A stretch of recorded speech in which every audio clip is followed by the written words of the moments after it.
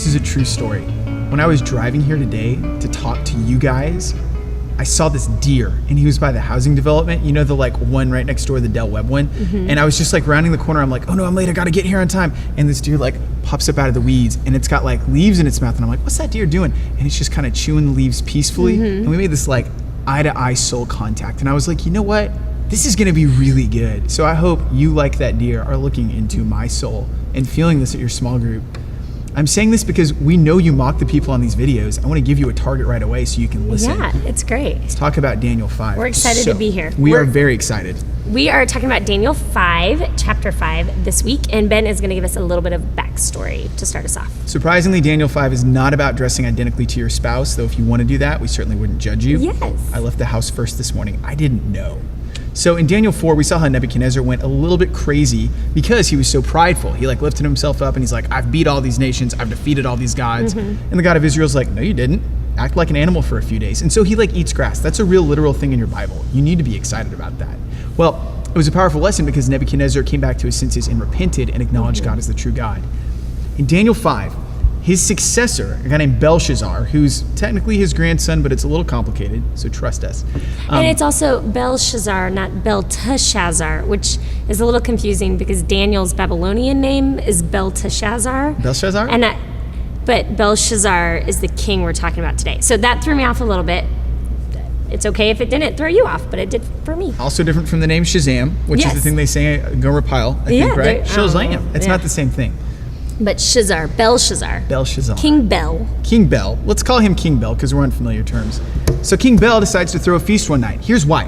His city, the city of Babylon, it's a walled city. It's really hard to get into. It's being surrounded by the Medes and Persians. They want to attack the city and take it over because they're on a rampage. Yes. Belshazzar's like, we got enough supplies to hold out for 20 years. My people are nervous.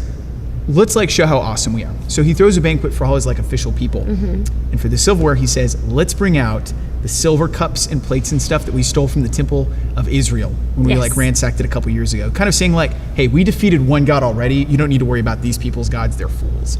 So he throws this feast and this hand comes out of nowhere and starts writing on the wall. And everybody at the feast completely freaks out because like, oh my gosh, hands don't usually write on walls. Like, what's going on? So they're talking amongst themselves. And one of the people there, one of the queen ladies says, you know what? Back in the day, this guy like interpreted visions and dreams for the previous kings. Yeah. Let's go find him. It was Daniel. Spoilers. So Daniel shows up and Belshazzar's like, dude, guess what? You tell us what's going on. I'll give you like gold and stuff. I'll like give you an official position. I'll like give you purple robes. Daniel's like, I'm not here for that. I'm just here to do what God's told me to do. Let me tell you what this message means. So he translates it. And he says, here's the thing. This message from God tells you that you have been measured, you have been weighed, and you've been found wanting. And because you didn't learn the lessons that Nebuchadnezzar learned, and you're depending on your pride and your sense of self-security instead of the living God, God is going to humble you, and he's going to give your kingdom over to the Medes and the Persians. And sure enough, the next day, the Medes and Persians make it into the city. Belshazzar is overthrown and killed, and Darius, who you know from the story of Daniel in the lion's den, comes into power. Yeah. And so there's so much that we can talk about with this story, but what we're going to focus on today is how Belshazzar did not learn from his predecessors. He did not learn from King Neb. He chose to engage in the same sin that King Nebuchadnezzar engaged in, the pride, that thinking he was above, that he was above God in some way, that he had somehow conquered by eating on that silverware and on those plates. He was saying that he was above God because they had conquered Israel's God. And so he did not learn from the guys who came before him. So we're going to talk about a few things that we can do in our lives so that we can learn from what comes before us, because I think we live in a time, I know for Ben and I, when we got married, there were a lot of things that just came about in our marriage that were generational. Like there's certain sin tendencies I have and certain things I have that are definitely kind of passed down through my family. I know that is the same for you as well. My parents never put the toilet seat down, so that was generational sin, but we've solved that. Yeah, that wasn't one of the big ones, but that's a lie. That's not true. But yeah, no. So it was. So we definitely, and I think every family struggles with that, even healthy families. Like, and it can come in a variety of different ways. So I think what's important is for us to do a few things. And so the first thing we want to do is we want to look at the successes and failures of those who came before us honestly. And so you see, we're going to catch up with Daniel chapter 5, verse 18. And this is, Daniel is actually speaking to Belshazzar right here. And he says, "O king, the Most High God gave Nebuchadnezzar, your father," not really his father, his grandfather, "kingship and greatness and glory and majesty."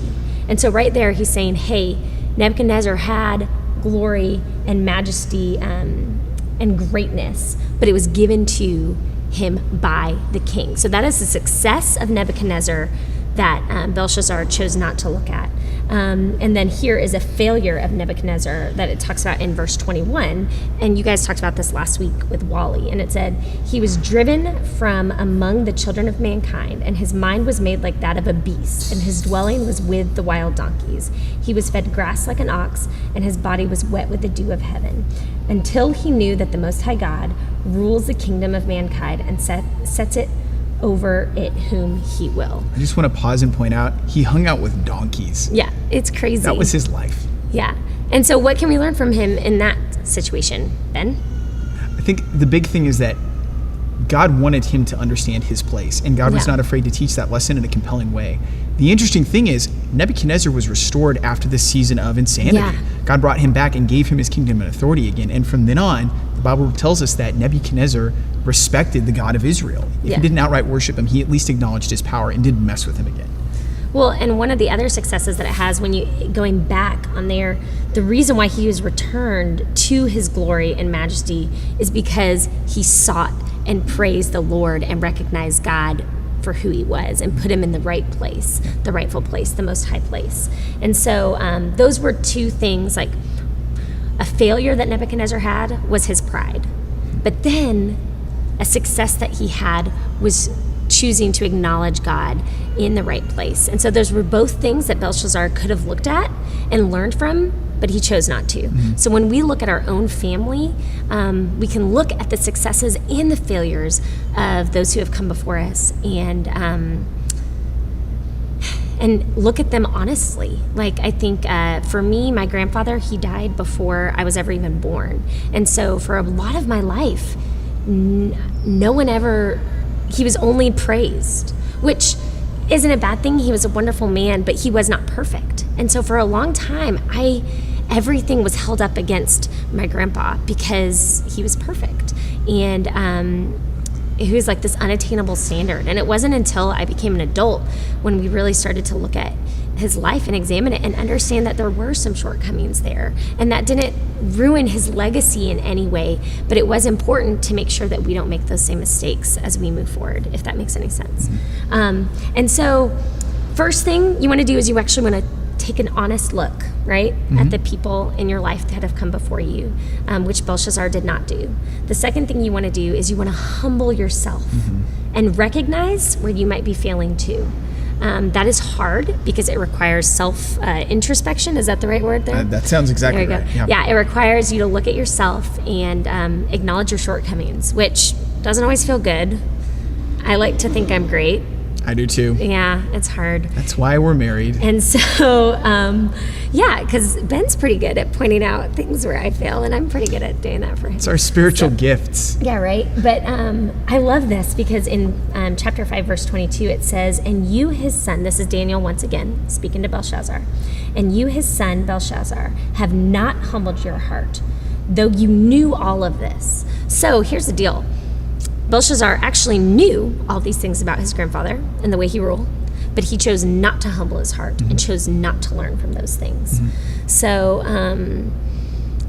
that's hard. Now, I guess a practical way, how can you humble yourself, Ben? How can we choose to humble ourselves when we're looking at things that we might be failing in?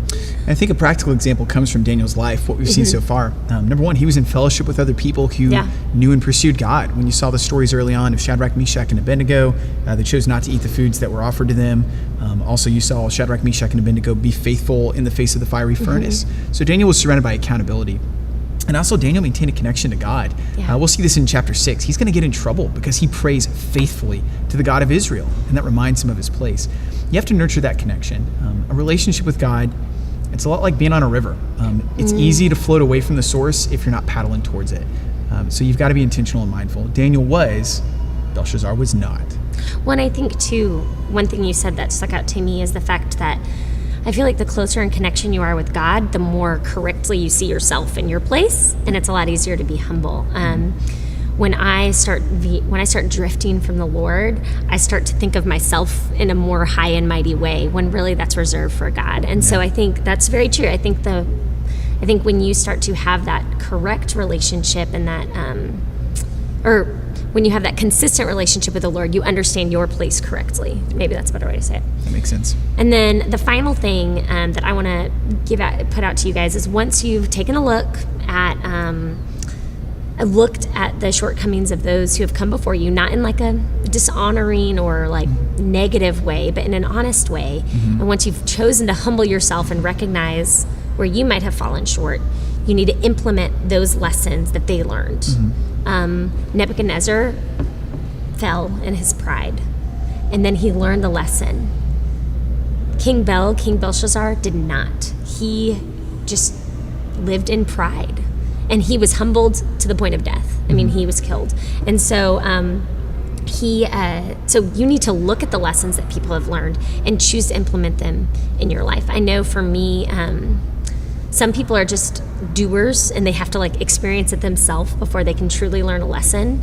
But I want to encourage you to not do that with these hard things. Like, choose to look at lessons that have been learned by those that have come before you. Ask your parents, okay, like, I mean, we're in the kid raising phase right now of our lives. We have a 2-year-old and a 4-year-old, and Talk about writing on the wall. Those are our children. Right, They do like that. legit, actually writing on the wall. But we see their hands. Yeah. They can't blame it on some air hand. Nope, No. not true. So, but we ask our parents a lot what they did. That doesn't mean we do everything they've done, Nope. but we ask advice from them. We see what lessons they learned, and we try to implement those. In some cases, in some families,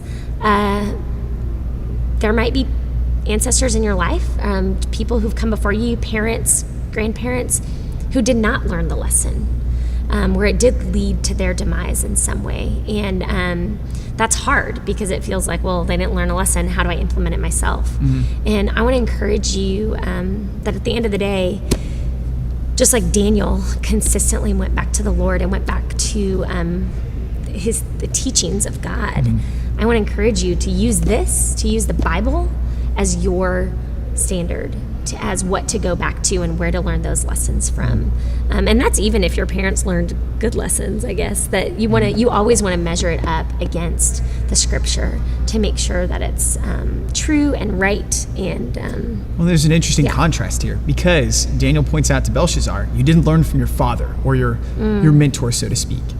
And God is a good father, and he wants to teach us, and he's ready to do that. So as you discuss Daniel 5 this week, and as you unpack a bit of what Steve had talked about earlier on Sunday, we encourage you guys to dig in. Look at what humility might mean, how that plays into the life of a believer, and what that does when applied properly. Yeah. And we want to encourage honest, good discussion within your groups about what generational sin you can make a decision tonight to break, or today, that you can choose, I'm not going to let this go past my generation. And not in a way that dishonors those who came before us, but in a way that we can still have respect for those who came before us, while still understanding that nobody is perfect. And but I encourage you guys to do that journey together within your small group, so that, because it'll be such an awesome way to talk about real things, talk about hard things, and also talk about real change that you guys can have in your life based on this chapter in Daniel today. You'll have a good discussion. We'll see you around.